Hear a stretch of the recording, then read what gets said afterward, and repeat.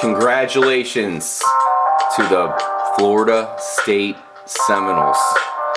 They pulled it off, man. It was one of the most epic games I probably will ever see as far as the BCS is concerned, especially because that's the last BCS championship game.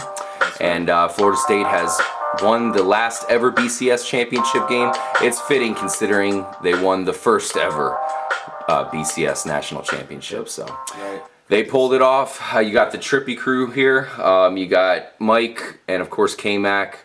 RJ here. We just finished watching the 2014 national championship game between the Auburn Tigers and the champion Florida State Seminoles there in the Rose Bowl. Yeah, I mean, this game was just about as epic as the Texas USC game, you know, in the same place, which is kind of fitting. It's kind of crazy, in the same exact location. And actually, the final drive that Florida State scored on is the same end zone Vince Young ran into to beat USC, which was, you know, a huge game. So it's good to see a really good game again. You know, it's just, it doesn't always happen, and it's always a disappointment when, like, a team is killing another team in the national championship. And so, I mean, it was a great game. It was a hell of a game. I know we thought that Auburn might have the leg up there when Trey Mason broke off that run, but Florida State got it on that final drive. Yeah, that final drive was solid. I mean, 1 minute, 19 seconds they had or something like that. And they just took off, and I sort of had a feeling they were going to pull it off. And I think there's a reason Jameis Winston got the Heisman over, what's his name? Yeah, it's funny you mentioned Winston, because he really, this first half of the game, was looking pretty horrible. He looked like a freshman quarterback for once. Like, didn't really look like the Heisman Trophy winner at first. He looked like he was a little rattled, which, I mean, he's a freshman quarterback, so this is a young kid, and this huge, as big of a game you can pretty much get to next to the Super Bowl. Huge game, you know what I'm saying? So, but the first half he looks that way. Second half, we're still trying to see, hey, is Jameis Winston going to come out yet? And that fourth quarter, man, that drive, I think he was like had eight completions for 77 yards and a touchdown. That's a Heisman Trophy winner coming through. Man. He pulled it off in the end. Now, to kind of recap the game, so the game started off, and Auburn came out and was clearly the dominating team. I mean, especially for all of us, where we pretty much watch the SEC every Saturday of the college football season. Shoulder for sure, man. You know, the first thing, of course, on my mind is, there's the SEC at work. They're coming out and they're showing their colors. And it really just didn't look like the true Florida State team. No, I think Auburn came out and punched them in the face early, and because it's funny because Florida State scored first. They kicked the field goal and they scored first. They did, right? But Auburn came right back down and they found a way. And actually, like everyone's talked about Auburn's run game, well, Auburn came out passing the ball and they're really effective. And they actually missed an early touchdown they could have had on their opening drive. That was dropped, was a little short thrown, but that would have been a touchdown off the bat. All of a sudden, we're like, whoa, wait a second. Auburn's throwing the ball and Florida State can't stop it? Right. Jeez. I mean, Florida State did not look like themselves, and they certainly didn't look like every other game they had played this season. They destroyed everybody. I mean, they allowed a 50-yard touchdown pass. I mean, that was huge. That was huge, absolutely. Yeah, Auburn strikes back with a Trey Mason touchdown pass. A little screen pass, that was nice. Good how they set it up. They put him in the slot receiver spot. Same play, just a little screen pass for a touchdown. Yeah. And then they came back, with I think it was a 48-yard field touchdown that they scored to. I forget the receiver. Yeah, they had a. Was it Coates who got? No, it wasn't Coates. It was on the. It was Whitfield had the punt return actually. Anyways, but getting back to what happened there. So Auburn was pretty much in control defensively. They were stopping Florida State. Florida State's passing game was not effective. Neither was their running game, really. So Auburn was controlling the game and both sides of the field. Now, Florida State, all of a sudden, at the end of the game, they got a field goal. I'm saying not the end of the game, but towards the end of the half, they got a field goal. And then second half, I believe they started up with a touchdown, and all of a sudden they had 10 unanswered points. Yeah. And all of a sudden they kind of just crept back in it. They still didn't look like themselves, but they found themselves down by 8 points. See, I felt at that point Auburn, for some reason, like they came out in the beginning of the game, they started having some success passing the ball. To me, they kind of fell out of that Auburn team that we had saw the previous two games, where they were still just going to run the ball. They were going to go quick, and they were going to keep running and make you stop the run. Now, Jernigan had a big reason for that. In that first half, Jernigan was all over the place. Pretty much shut Trey Mason down, which no team really has. He only had 85 yards rushing, I believe, in the first half, which no other team has done this year. So Trey Mason was pretty much shut down in the first half. They had to throw the ball. Florida State comes out in the second half. They're going to stop the pass. Still try to stop the run, but Auburn, they started having a little more success because Jernigan started getting worn down. Yeah. Yeah, I mean, you say shut down. He still, obviously, we were watching, he had like 20 carries for 80 yards. It's just he hadn't had that big, explosive Trey Mason play that we're used to seeing. Yep. By the way, the guy who caught the pass, we should have known, was none other than Melvin Ray, of course. Melvin Ray, he was on the slide, he ran the seam That was his route, only catch of the game, he was a 50-yard touchdown. There was nobody around him. 50-yard touchdown on that one. Yep. So that was a huge play, because that was the play that really looked like Auburn was kicking ass here. Back-to-back touchdowns. Yeah, boom, boom. No, and then Marshall got the 4-yard run right after that. That's when they went up 21-3. Yeah, and that's when it looked like it was over with. 21-3. And then luckily at the end of the half, they got that touchdown. Florida State did. With the run, small run there, they drove it in, and they punched it in. In the third quarter, they got a field goal, and then, like you said, the 10 unanswered points. And then that was huge.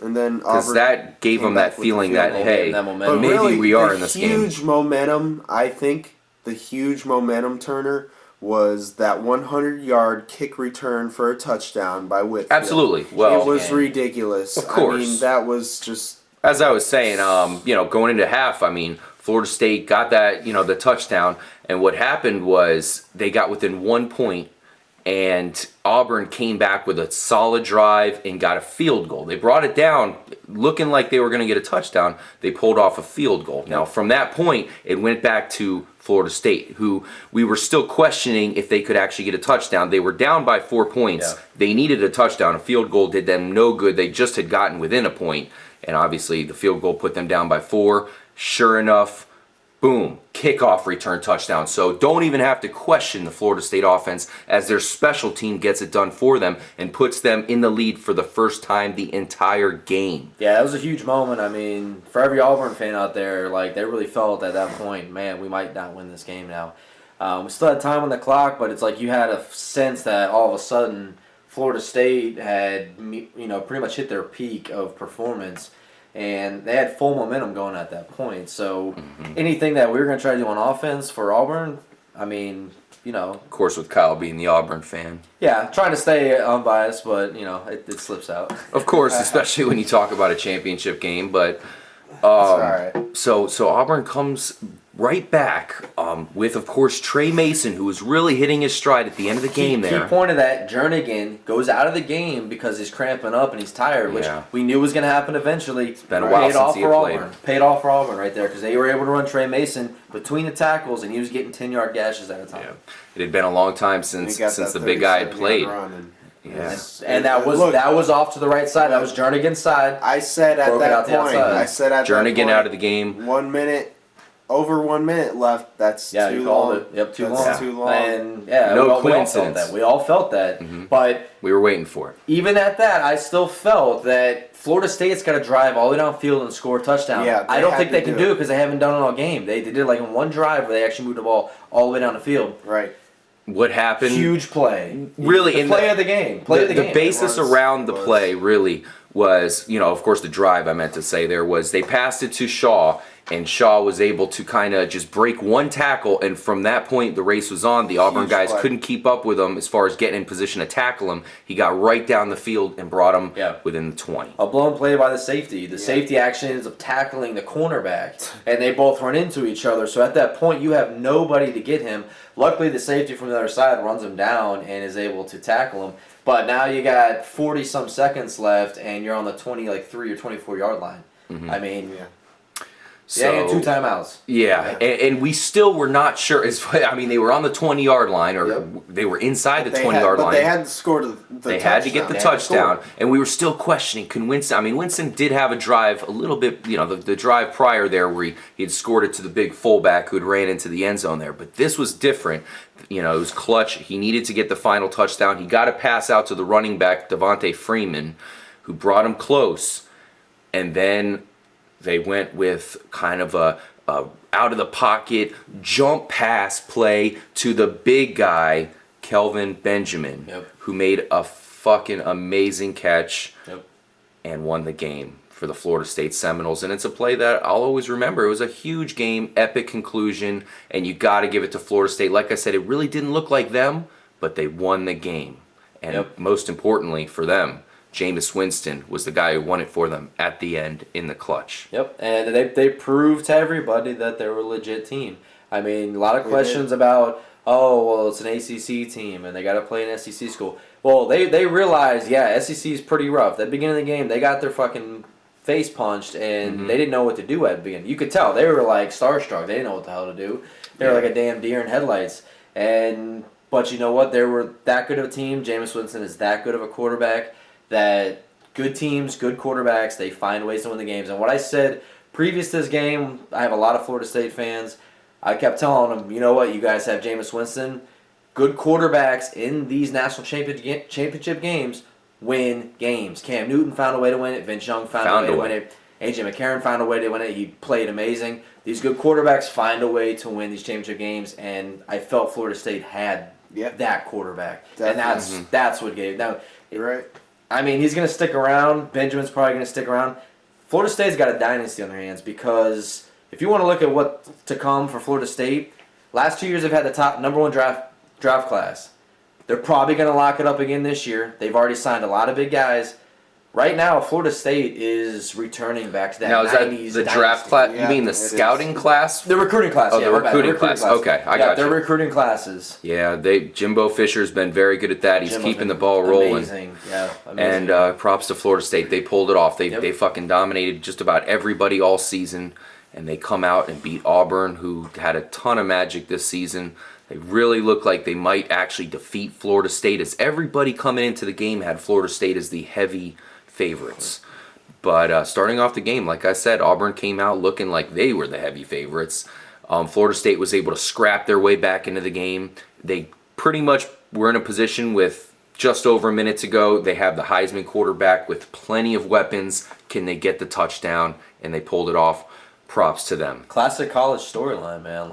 That's those great games that you remember seeing as a kid, college, football games, all these, replays you watch and stuff. Mm-hmm. It's those epic moments like that, the perfect storyline, everything. Yeah. We just witnessed it. It's just pretty cool. I gotta say, and from my point of view, I would think that if these guys played, 3 or 4, best out of 5, I still think Florida State wins it. They just seem like the more talented team to me, which is saying a lot for a team that plays in the ACC and not the SEC.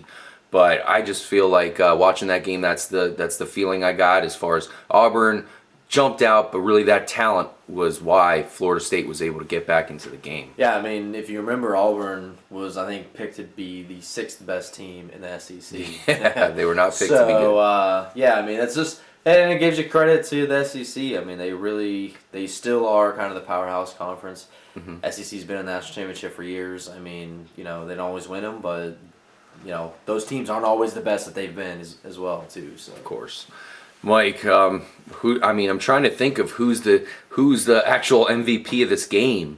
I don't know if they actually named one or not. I haven't been paying attention to the post game. Honestly, who would you pick? For I'm thinking. Honestly, for this one, probably got to give it to Winston. I mean, just for the hell of it. It's gonna either be Winston or Whitfield. Honestly, it might be Whitfield with that kickoff return. It was a huge kickoff touchdown. Return. I might have to give it to him on that.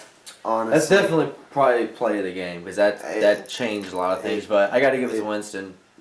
Look, he started off slow, but he found a way to win the game. No interceptions. So it doesn't matter when you win the game. It doesn't matter how you start a game. It matters how you end it. You're right. No interceptions. And the thing is, to credit to Jameis Winston, he really hasn't faced a defense like this And Auburn's defense really isn't that great amongst SEC teams, but it's just there's something about SEC defenses, and I feel that's Jameis Winston hasn't faced that. So in the first half, he had to go against that. He had to make an adjustment. He made the adjustment for the second half of the game, and won the national championship. I mean, he pulled it off at the very end. Status, Congratulations to the 2014 national champion Florida State Seminoles.